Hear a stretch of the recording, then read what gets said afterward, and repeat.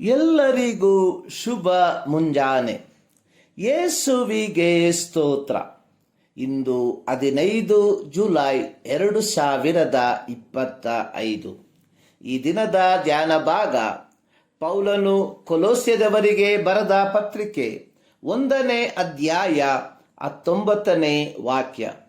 ಪೌಲನು ಕೊಲೊಸೆ ಸಭೆಯ ದೇವಜನರಿಗೆ ಯೇಸು ಕ್ರಿಸ್ತನ ಕುರಿತಾಗಿ ಹೇಳುತ್ತಿರುವ 6ನೆಯ ಶ್ರೇಷ್ಠತೆ ಅನ್ನುವಂಥದ್ದು ದೇವರ ಸರ್ವ ಸಂಪೂರ್ಣತೆಯು ಆತನಲ್ಲಿ, ಅಂದರೆ ಯೇಸು ಕ್ರಿಸ್ತನಲ್ಲಿ ವಾಸಿಸುತ್ತಿದೆ ಎಂಬುದಾಗಿ.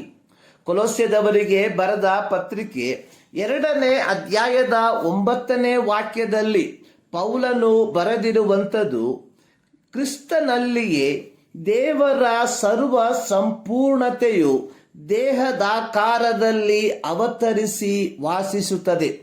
ಯೋಹಾನನು ಬರೆದ ಸುವಾರ್ತೆ 1ನೇ ಅಧ್ಯಾಯದ 14ನೇ ವಾಕ್ಯದಲ್ಲಿ ಯೋಹಾನನು ಬರೆದಿರುವಂಥದ್ದು, ಆ ವಾಕ್ಯವೆಂಬವನು ನರವತಾರ ಎತ್ತಿ ನಮ್ಮ ಮಧ್ಯದಲ್ಲಿ ವಾಸ ಮಾಡಿದನು. ನಾವು ಆತನ ಮಹಿಮೆಯನ್ನು ನೋಡಿದೆವು.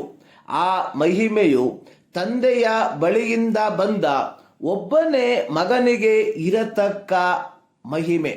ಸರ್ವ ಸಂಪೂರ್ಣತೆ ಎಂಬ ಪದಕ್ಕೆ ಪೌಲನು ಉಪಯೋಗಿಸಿರುವ ಗ್ರೀಕ್ ಪದ ಅನ್ನುವಂಥದ್ದು ಪ್ಲೆರೋಮಾ. ಪೌಲನು ಈ ಪತ್ರಿಕೆಯಲ್ಲಿ ಉಪಯೋಗಿಸಿರುವಂತಹ ಈ ಪದದ ಮೂಲ ಅರ್ಥ ಅನ್ನುವಂಥದ್ದು ಯೇಸು ಕ್ರಿಸ್ತನ ದೈವಿಕ ಸಂಪೂರ್ಣತೆಯನ್ನು ಹಾಗೂ ರಕ್ಷಣೆಯ ಸಂಪೂರ್ಣತೆಯನ್ನು ವಿವರಿಸಲು ಈ ಪದವನ್ನು ಉಪಯೋಗಿಸಿದ್ದಾನೆ. ಪೌಲನ ಕಾಲದಲ್ಲಿ, ಅಂದರೆ ಕ್ರೈಸ್ತ ಸಭೆಯ ಆದಿಮ ಶತಮಾನದಲ್ಲಿ ನಾಸ್ತಿಕವಾದ ಎಂಬ ಸಿದ್ಧಾಂತವು ಚಾಲ್ತಿಯಲ್ಲಿತ್ತು. ಈ ಪಂಗಡದವರು ಹೇಳುವಂಥದ್ದು ರಕ್ಷಣೆಯು ಜ್ಞಾನದ ಮೂಲಕ ಬರುವಂಥದ್ದಾಗಿದೆ.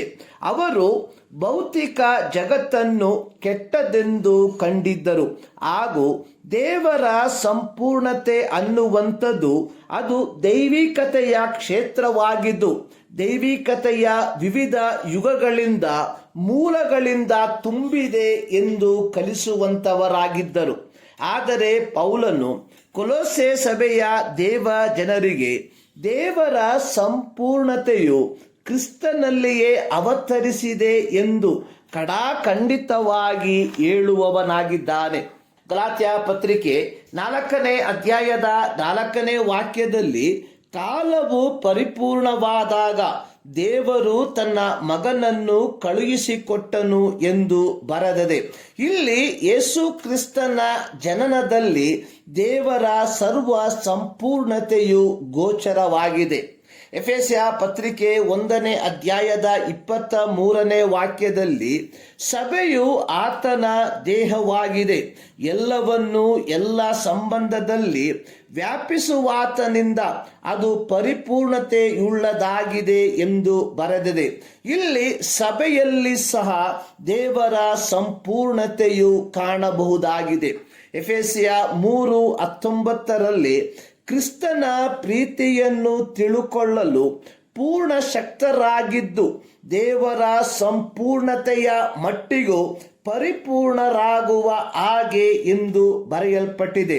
ದೇವರ ಮಕ್ಕಳಲ್ಲಿ ಯೇಸು ಕ್ರಿಸ್ತನ ಮೂಲಕ ದೇವರ ಸರ್ವ ಸಂಪೂರ್ಣತೆಯನ್ನು ಇಲ್ಲಿ ನಾವು ಕಾಣಬಹುದು. ಪ್ರಿಯರೇ, ಯೇಸು ಕ್ರಿಸ್ತನ ಮೂಲಕ ದೇವರ ಸರ್ವ ಸಂಪೂರ್ಣತೆಯಲ್ಲಿ ಭಾಗಿಗಳಾಗಿರುವ ನಾವುಗಳು ಆ ಸರ್ವ ಸಂಪೂರ್ಣತೆಯಲ್ಲಿಯೇ ಸ್ಥಿರವಾಗಿ ನಿಂತಿದ್ದೇವ ಎಂಬುದನ್ನು ಮತ್ತೊಂದಾವರ್ತಿ ನಾವು ಪರೀಕ್ಷಿಸಿ ನೋಡುವ ಈ ಮುಂಜಾನೆಯಲ್ಲಿ ಸರ್ವಶಕ್ತನಾದ ದೇವರು ಈ ಮಾತುಗಳ ಮೂಲಕ ನಿಮ್ಮನ್ನು ಆಶೀರ್ವದಿಸಲಿ.